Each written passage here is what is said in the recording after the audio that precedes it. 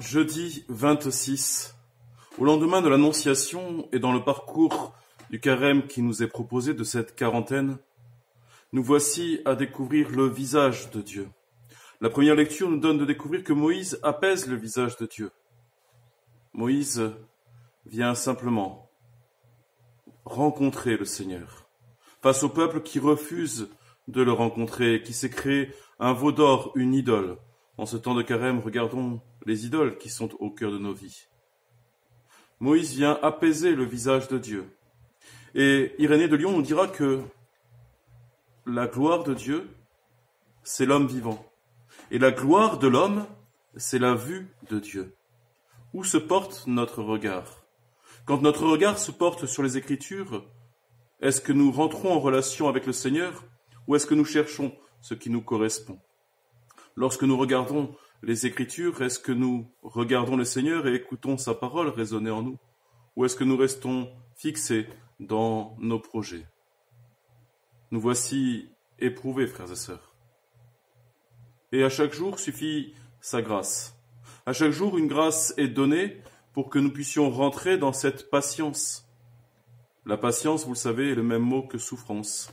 C'est le manque qui est le nôtre. Puisse chacun de nous, en ce jour, accueillir la grâce du Seigneur dans sa propre vie.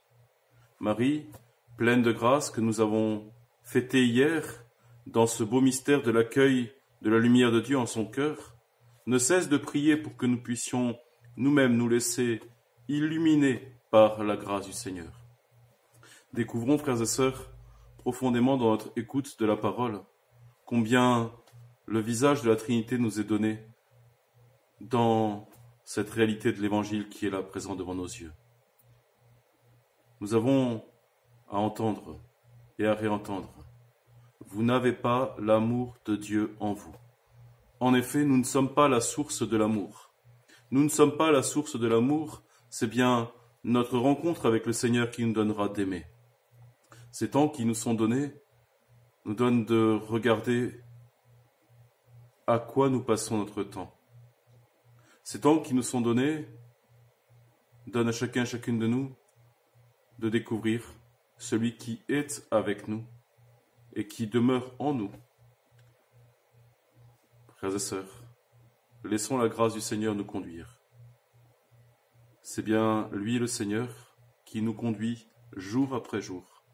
C'est lui le Seigneur qui ouvre pour nous un avenir.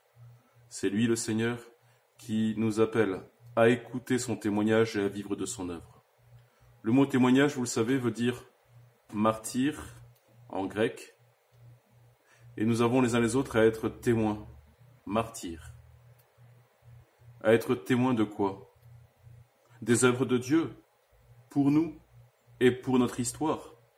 À vivre de promesses, comme nous l'avons entendu hier dans l'Annonciation. Puisse notre vie se laisser transformer par la rencontre du Seigneur. La gloire de Dieu, c'est l'homme vivant, et la gloire de l'homme, c'est la vue de Dieu. Regardons Dieu, il se montre à nous. Puissions-nous nous émerveiller et découvrir l'Esprit Saint qui nous est donné. L'Esprit Saint qui nous est donné et qui nous donne d'être témoins. L'Esprit Saint qui nous est donné fait de nous tous des fils de Dieu, appelés à la liberté. Glorifions Dieu par notre vie. Oui, frères et sœurs, la liberté, celle du Seigneur, nous donne d'être déliés de nos esclavages, de notre manière de crier vers Dieu, de nous faire des idoles à notre image, mais de vivre chaque jour de son esprit. La joie du Seigneur est notre rempart.